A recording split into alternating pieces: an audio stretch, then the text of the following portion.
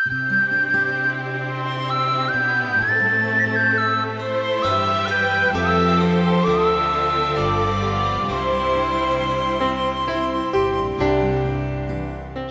సోదరులారా, బాగున్నారా? కొంచెం ఆలోచించి చూడండి. తప్పిపోయిన కుమారుడి అతని పశ్చాత్తాపం ఎంతో ప్రగాఢమైనది. తండ్రి ఇంట తనకెన్నో ఆశీర్వాదాలున్నాయి. కాని పందుల మధ్య తానిప్పుడు ఆకలితో అల్లాడిపోతున్నాడు. తండ్రి ఇంటికి తానెంతో అపకీర్తి తెచ్చిన వాడయ్యాడు. 2 కొరింథీ 7:10 దైవ చిత్తానుసారమైన దుఃఖము రక్షణార్థమైన మారుమనస్సును కలుగచేస్తుంది. ఈ మారుమనస్సు దుఃఖం పుట్టిస్తుంది. తన గత జీవితమంతా పాపభూయిష్టమైనది. అతని పశ్చాత్తాపాన్ని తండ్రి గుర్తించాడు. అతన్ని క్షమించి చేర్చుకున్నాడు. మరో మాట, తల్లిదండ్రులు తమ పిల్లలను క్రమశిక్షణలో పెట్టడానికి దేవుడు అధికారమిచ్చాడు. ఈ విషయంలో తల్లిదండ్రులు తప్పిపోతే పిల్లల పతనానికి వారే నైతిక బాధ్యత వహించాల్సి ఉంటుంది. తల్లిదండ్రులు పిల్లలను కనడమే కాదు, వారిని దేవుని మహిమార్థమై పెంచాలి. ఈ విషయమై వారు దేవునికి లెక్క అప్పగించాలి. ప్రభువు యొక్క శిక్షణలో, బోధలో వారిని పెంచాలి. రోమాపత్రిక 9:20-21 పౌలు అంటున్నాడు, ఓ మనిషి, దేవునికి ఎదురు చెప్పడానికి నీవు ఏపాటివాడవు? నన్నెందుకు ఇలా చేశావని రూపించబడినది రూపించిన వానితో చెబుతుందా? ఒక ముద్దలోనించే ఒక ఘటము ఘనతకు, ఒకటి ఘనహీనతకు చేయడానికి మంటి మీద కుమ్మరివానికి అధికారము లేదా? శరీరానుసారమైన మనస్సు దేవునికి విరోధం. అది దేవునికి ఎదురు తిరుగుతుంది. శరీర స్వభావం దేవుణ్ణి సంతోషపెట్టనేరదు. దేవుని బిడ్డలైన వారు తమ నూతన జన్మానుభూతిని బట్టి దేవుణ్ణి సంతోషపెడతారు. దేవుని పిల్లలు ఆనందమయులు. మరణం పాపమనే ఉద్యోగానికి జీతం. నిత్య జీవం దేవుని ఉచిత వరం. క్రీస్తును బట్టి, ఆయన యందు మన విశ్వాసాన్ని బట్టి మనకు సంక్రమించే వరమే నిత్య జీవం. దేవుణ్ణి ఎరగని వారికి నరకం భయానకం. అక్కడ వారి అగ్ని ఆరదు, పురుగు చావదు. ఎఫెసీ పత్రిక 5:3 అంటోంది, మీలో జారత్వమే గాని, ఏ విధమైన అపవిత్రతే గాని, లోభిత్వమే గాని వీటి పేరైనా ఎత్తకూడదు. ఇదే పరిశుద్ధులకు తగినది. వ్యభిచారి అయినా, అపవిత్రుడైనా, విగ్రహారాధికుడైనా, లోభి అయినా క్రీస్తు యొక్క దేవుని రాజ్యమునకు హక్కుదారుడు కాడు. 5 ఈ రోజుల్లో పాపం మానవ సహజమైన మామూలు బలహీనతగా చలామణి అవుతోంది. పాపాన్ని ఎవ్వరూ అసహించుకోవటం లేదు. పాపానికి విశేష ప్రచారం లభిస్తోంది. పాపం చేసిన వాడు సిగ్గుపడటం లేదు. పైగా తన పదవిని బట్టి ప్రజలలో సన్మానించబడుతూనే ఉన్నాడు. ఒక చెంప పాపం చేస్తూనే ధర్మపన్నాలు వల్లించే వారి సంఖ్య రాను రాను ఎక్కువైపోతోంది. పాపాన్ని రక్తం కారేటంతగా ఎదిరించాలని వాక్యం హెచ్చరిస్తోంది. దానికి దేవుని కృప ఎంతైనా కావాలి. తండ్రి అయిన దేవునికి కుమారులైన వారు దేవుని బిడ్డలు. దేవుని మనస్తత్వాన్ని వ్యక్తం చేస్తారు. దేవుడు పాపాన్ని ద్వేషిస్తాడు. పాపం ఎంత పాడుదో, అది ఎంత నీచమో, దేవుని దృష్టిలో అది ఎంత పాపభూయిష్టమో ఎరుగుదురు గనుక ఈ విషయంలో దేవునితో ఏకీభవిస్తారు. దేవుని రాజ్యానికి హక్కుదారులమైన మనం పాపాన్ని ఎదిరిస్తాము. ఫీనెహాసు దేవునితో ఏకీభవించాడు. పాపాన్ని నిరోధించాడు. దాన్ని పట్టి పల్లార్చాడు. అందుకే దేవుడు అతన్ని ఎంతో ఆశీర్వదించాడు. భౌతికమైన ఐశ్వర్యం క్షణభంగురం. యేసు మాటల మీద జీవిత భవనాన్ని నిర్మించుకోవాలి. అది రాతి పునాది. మిగతాదంతా కుంగిపోయే ఇసుక పునాది. హత్య శిక్షార్హమైన నేరం. కాని హత్యను మార్కెట్లో అమ్ముతున్నారు. ప్రజలు కొంటున్నారు. ఎక్కువ ధర పెట్టి కొంటున్నారు. నవలలు, సినిమా కథలు, టీవీ సీరియల్స్ ఒకటేమిటి, అన్ని రకాల సమాచార సాధనాలలో హత్యలు లేనిదే కథ సాగదు. హత్య, వ్యభిచారం మొదలైన అశ్లీలాలు, అవాచ్యమైనవి ప్రదర్శించబడడం ఈ రోజున మనకు ఒక జటిల సమస్య అయి కూర్చుంది. దేహానికి దీపం కన్నే. మత్తయి సువార్త 6వ అధ్యాయం 22, 23 వచనాలు. నీ కన్ను తేటగా ఉండిన ఎడల నీ దేహమంతా వెలుగుమయం. నీ కన్ను చెడినదైతే నీ దేహమంతా చీకటిమయం. నీలో ఉన్న వెలుగు చీకటైతే ఆ చీకటి ఎంతో గొప్పది. హత్య క్రియగా ఎంత తీవ్రమైనదో తలంపులలో అంతగా అంతకు మించి తీవ్రమైనది.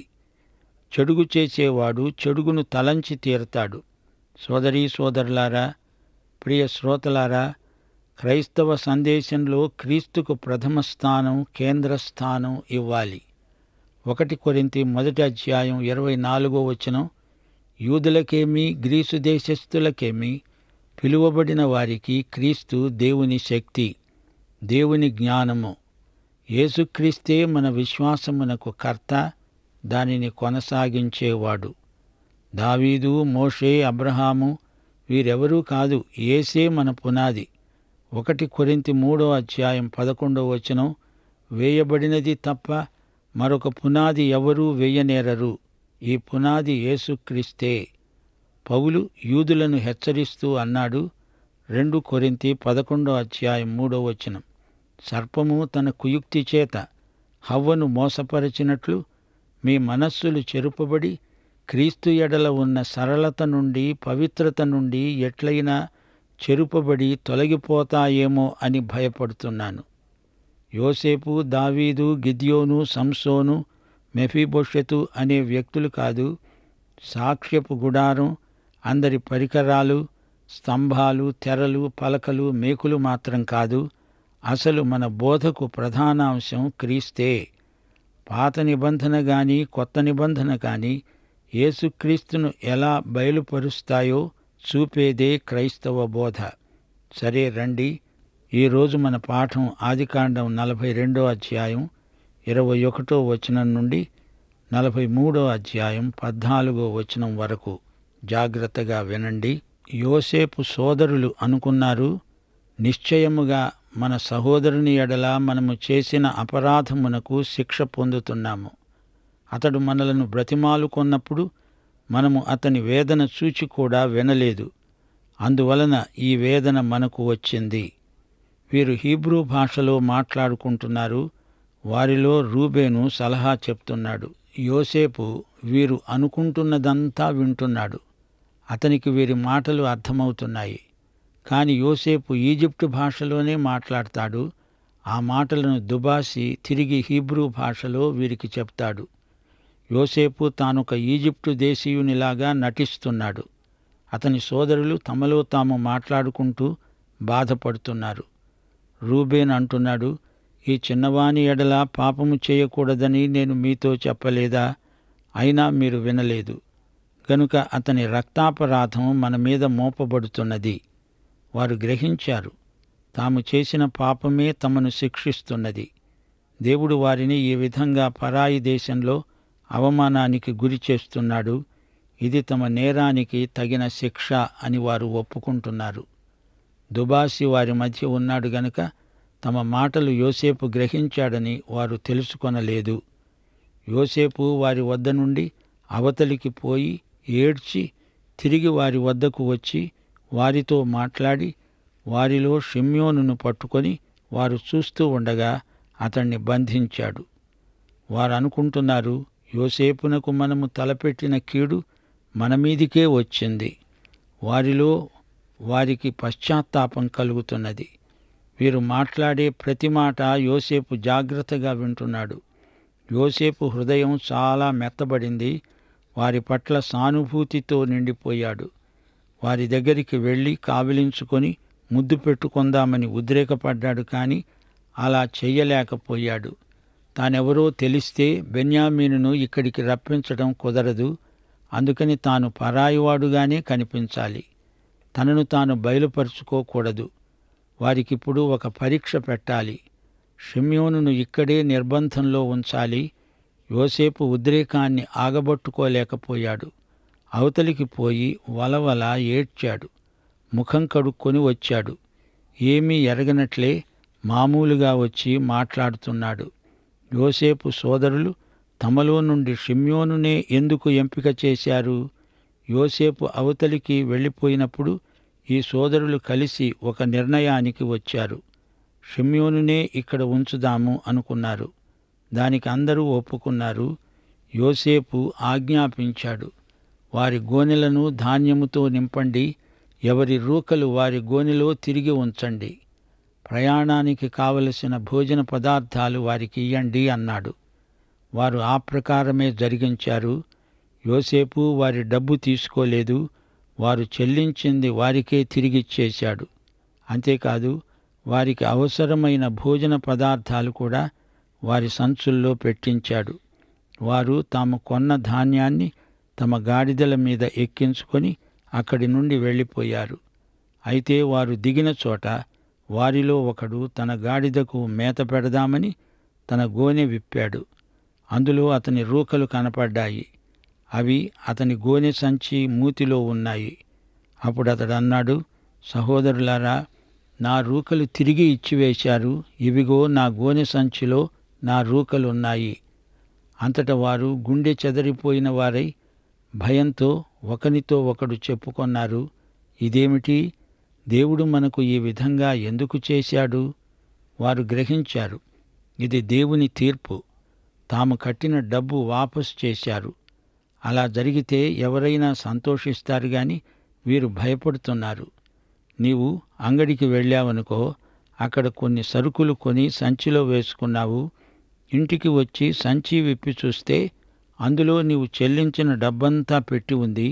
అప్పుడు నీకేమనిపిస్తుంది? భయమనిపిస్తుందా? గజగజ వణికిపోతావా? అంగడి యజమాని నీకిది బహుమానంగా ఇష్టపూర్వకంగా ఇచ్చాడని తెలుసుకుని సంతోషిస్తావు గదా. కాని యోసేపు సోదరులకు అలా అనిపించటం లేదు. ఈజిప్టు పరిపాలకుడు తమను వేధించడానికి ఇలా చేశాడని వారికి భయమేసింది. వారు ఎటూ పాలుపోక నిశ్చేష్టులయ్యారు, కంగారు పడిపోతున్నారు. తిరిగి ఈజిప్టుకు వెళ్ళిపోతే ఎలా ఉంటుంది? లేదా ముందుకు సాగిపోతే ఏమవుతుంది? ముందు చూస్తే నుయ్యి, వెనక్కు చూస్తే గొయ్యి. ఇప్పుడు తాము దొంగలవుతారు. ఎటుపోయినా ప్రమాదమే. ఇదంతా ఎందుకు? ముందు కనానుకు వెళ్ళిపోదాము. ఈసారి వచ్చినప్పుడు ఈ డబ్బులు తిరిగి చెల్లిద్దాము అనుకున్నారు. వారు కనాను దేశమందున్న తమ తండ్రి అయిన యాకోబు వద్దకు వచ్చి తమకు సంభవించినది యావత్తూ అతనికి తెలియచేశారు. ఆ దేశానికి ప్రభువు మాతో కఠినంగా మాట్లాడాడు. మేము ఆ దేశాన్ని వేగు చూడడానికి వచ్చాము అనుకున్నాడు. మేము ఆయనకు చెప్పుకున్నాము, అయ్యా, మేము యథార్థపరులము, వేగుల వారము కాము, 12 సహోదరులము, ఒకే తండ్రి కుమారులము. మాలో ఒకడు లేడు, మా తమ్ముడు నేడు కనాను దేశమందు మా తండ్రి వద్ద ఉన్నాడు. ఆ దేశ ప్రభువు మమ్మల్ని చూచి, మీరు యథార్థపరులని నాకు రుజువు చూపాలి. మీ సహోదరుల్లో ఒకణ్ణి నా వద్ద విడిచిపెట్టి మీ కుటుంబాలకు వచ్చిన కరువు తీరేటట్లు ధాన్యం తీసుకొని పోండి. నా వద్దకు ఆ చిన్నవాణ్ణి తీసుకురండి. అప్పుడు మీరు యథార్థపరులని, వేగులవారు కారని నేను తెలుసుకొని మీ సహోదరుణ్ణి మీకు అప్పగిస్తాను. అప్పుడు మీరు ఈ దేశంలో వ్యాపారం చేసుకోవచ్చు. వీరు షిమ్యోనును ఈజిప్టులోనే జామీనుగా పెట్టి వచ్చారు. ఈ సంగతి కూడా తండ్రికి చెప్పుకున్నారు. అప్పుడేం జరిగింది? అందరూ తమ తమ గోనె సంచులను కుమ్మరించారు. ఎవరి రూకల మూట వారి గోనె సంచిలోనే ఉన్నది. వారు, వారి తండ్రి ఆ రూకల మూటలు చూచి భయపడ్డారు. తండ్రి యాకోబు అన్నాడు, మీరు నన్ను పుత్రహీనుణ్ణి చేస్తున్నారు. యోసేపు లేడు, షిమ్యోను లేడు, మీరు బెన్యామీనును కూడా తీసుకువెళ్తారు. ఇదంతా నాకు ప్రతికూలంగా జరుగుతున్నది. అందుకు రూబేన్ అన్నాడు, నేనతణ్ణి నీ వద్దకు తీసుకొని రాని పక్షంలో నా 2 కుమారులను నీవు చంపవచ్చు. బెన్యామీనును నా చేతికి అప్పగించు, అతణ్ణి మళ్లీ తెచ్చి నీకు అప్పగిస్తాను. అయితే తండ్రి అన్నాడు, నా కుమారుణ్ణి మీతో వెళ్ళనీయను. ఇతని అన్న చనిపోయాడు, ఇతడు మాత్రమే మిగిలి ఉన్నాడు.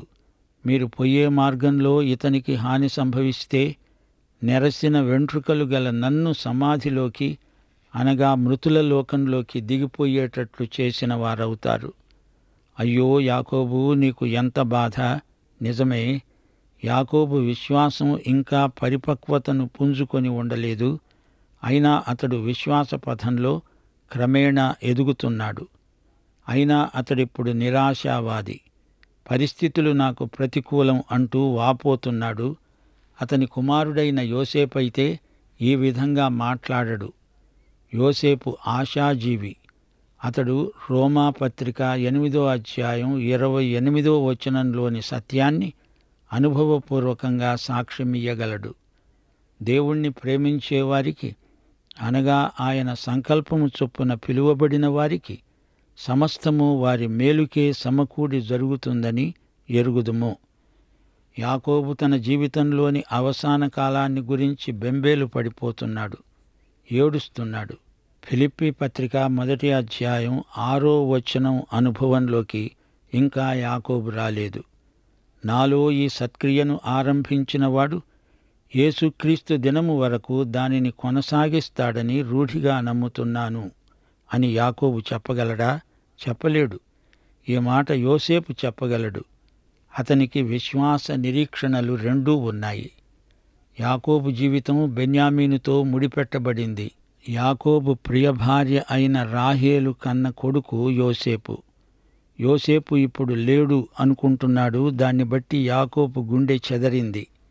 ఇప్పుడు రాహేలు గన్న మరో కొడుకు బెన్యామీను కూడా లేకుండా పోతాడే అని బెంబేలు పడిపోతున్నాడు. అదే గనక సంభవిస్తే తాను ఇంకా ఒక్క క్షణం కూడా బతకడు. యాకోబు భగ్నజీవి అయిపోతాడు. బెన్యామీను తనకు కుడి చెయ్యి, తన చేతి కర్రలాంటివాడు. యాకోబు బెన్యామీనుపై ఆధారపడ్డాడు, అతని మీద ఆనుకుంటున్నాడు. ఇన్ని రోజులు బెన్యామీను మీదనే తన ఆశలన్నీ పెట్టుకొని ఉన్నాడు. అందుకే అతణ్ణి ఈజిప్టుకు పంపను అంటున్నాడు.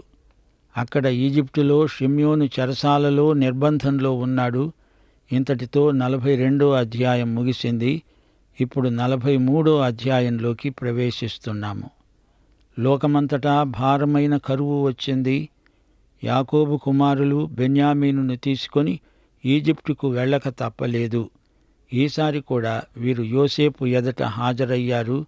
బెన్యామీనును తమతో తెచ్చారు. యోసేపు తనను తాను ఇంకా వారికి బయలుపరుచుకొనలేదు. ఈ 43వ అధ్యాయంలో ఎంతో నాటకీయత ఉంది. యోసేపు ఎదుటికి బెన్యామీను వచ్చినప్పుడు యోసేపు హృదయం ఉద్రేకభరితమైపోయింది. కరువు ఉధృతంగా ఉన్నందుచేత వీరు ఒత్తిడిని బట్టి వచ్చారు గాని లేకపోతే రారు. వారు వచ్చి ఉండకపోతే షిమ్యోను జీవితకాలమంతా చెరసాలలో మగ్గిపోయేవాడు. ఇప్పుడు 43వ అధ్యాయం మొదటి నుండి వినండి. ఆ దేశంలో అనగా కనానులో కరువు భారంగా ఉన్నది గనుక వారు ఈజిప్టు నుండి తెచ్చిన ధాన్యం తినివేసిన తరువాత వారి తండ్రి అన్నాడు, మీరు మరల వెళ్ళి మన కోసం కొంచెం ఆహారం కొని తెండి. అప్పుడు యూదా అన్నాడు, ఈజిప్టులో ఆ మనుష్యుడు మీ తమ్ముడు మీతో ఉంటేనే కాని మీరు నా ముఖం చూడకూడదని మాతో గట్టిగా చెప్పాడు. కాబట్టి నీవు మా తమ్ముణ్ణి మాతో కూడా పంపితే మేము వెళ్ళి నీకు ఆహారం కొని తెస్తాము. నీవు వాణ్ణి పంపడానికి ఇష్టపడకపోతే మేము వెళ్ళలేము. ఆ మనుష్యుడు మాతో చెప్పాడు, తమ్ముడు మాతో లేకపోతే మేము తన ముఖము చూడకూడదట. యాకోబు ఒత్తిడి కింద ఉన్నాడు. ఆహారధాన్యం లేకపోతే తాము బ్రతకడమే కష్టం. ఆ మనుష్యుడు అంటున్నాడు అంటే ఆ మనిషి యోసేపే అని వీరికి తెలియదు. బెన్యామీను లేకుండా వీరు ఈజిప్టుకు వెళ్ళడం జరగదు. వెళ్ళినా ప్రయోజనం లేదు. అతడు మమ్ములను చూడడు, పలకరించడు.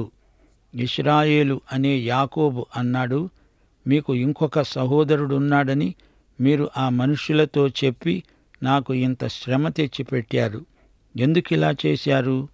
వారన్నారు, ఆ మనుష్యుడు మమ్మను గురించి మా బంధువులను గురించి ఖండితంగా అడిగాడు. మీ తండ్రి సజీవుడై ఉన్నాడా? మీకు సహోదరుడున్నాడా అని అడిగినప్పుడు ఆ ప్రశ్నలకు తగినట్లు అతనికి వాస్తవం తెలియచెప్పాము. మీ సహోదరుణ్ణి తీసుకురండి అని అతడు చెప్తాడని మాకెలా తెలుస్తుంది? యాకోబు కుమారులు చెప్పిన మాటలు సహేతుకంగానే ఉన్నాయి. ఈజిప్టు అధికారికి ఈ వాస్తవం చెప్పక తప్పలేదు. అతడు గుచ్చిగుచ్చి అడిగాడు. వాస్తవం చెప్పేదాకా అతడు మమ్మలను వదల్లేదు అంటున్నారు. అప్పుడు యూదా బెన్యామీనుకు తాను పూచీ తీసుకుంటానంటున్నాడు. సోదరీ సోదరులారా, మనకు యేసుక్రీస్తు పూటపడిన విమోచకుడు, పూటకాపు. ఈయన యూదాగోత్రము నుండే వచ్చాడు. ఆయన నా కాపరి, నాకు బదులు ప్రత్యామ్నాయంగా శిలువ మీద ప్రాణం పెట్టాడు. నేను ఆయన ప్రమాణాన్ని అందుకోలేను, కాని ఆయనే క్రిందికి దిగివచ్చి నాకు బదులు నా స్థానంలో నిలిచి నా కోసం బలి అయిపోయాడు. యేసుక్రీస్తే మన కోసం వధించబడిన దేవుని గొర్రెపిల్ల. యూదా అన్నాడు, ఆ చిన్నవాణ్ణి నాతో కూడా పంపు, మేము లేచి వెళుతాము. మేమే కాదు, నీవు మా పిల్లలు బ్రతుకుతాము, లేకపోతే చస్తాము. నేను బెన్యామీనును గురించి పూటపడతాను. నీవు అతన్ని గురించి నన్నడగాలి. నేను అతన్ని తిరిగి నీ వద్దకు తీసుకువచ్చి నీ ఎదట నిలవబెడతాను. లేకపోతే ఆ నింద నా మీద ఎల్లప్పుడూ ఉంటుంది. మాకు ఇంత తడవు కాకపోయి ఉంటే ఈ పాటికి రెండోసారి తిరిగి వచ్చి ఉండేవారిమే. యూదా పలికిన ఈ మాట ప్రవచనమై మన పట్ల క్రీస్తునందు నెరవేరింది.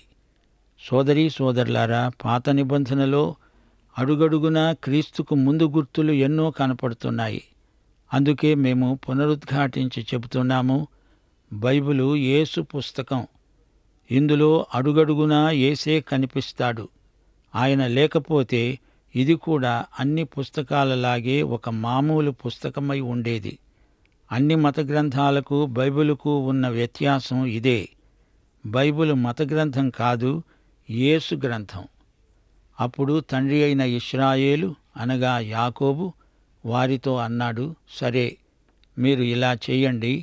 ఈ దేశమందు ప్రసిద్ధములైనవి అనగా కొంచెం మస్తకి, కొంచెం తేనె, సుగంధ ద్రవ్యాలు, బోళం, పిస్తాచకాయలు, బాదంకాయలు మీ గోనె సంచుల్లో వేసుకొని ఆ మనుష్యునికి కానుకగా తీసుకొని వెళ్ళండి.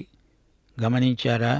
వీరికి కావలసింది ఆహార ధాన్యం, కాని వీరికి తేనె, సుగంధ ద్రవ్యాలు ఉన్నాయి.